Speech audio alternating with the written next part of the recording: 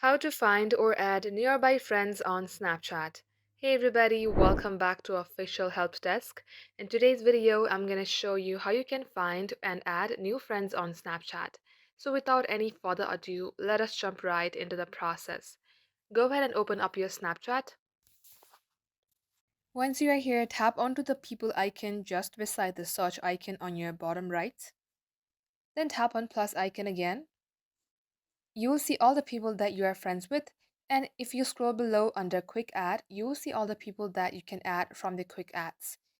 Tap on all contacts, tap on continue. As you do so, it will list out all the people from your contacts who have Snapchat accounts. And from here, you can just tap on add and add all the people that are nearby you and in your contact list. And that is how you can do it.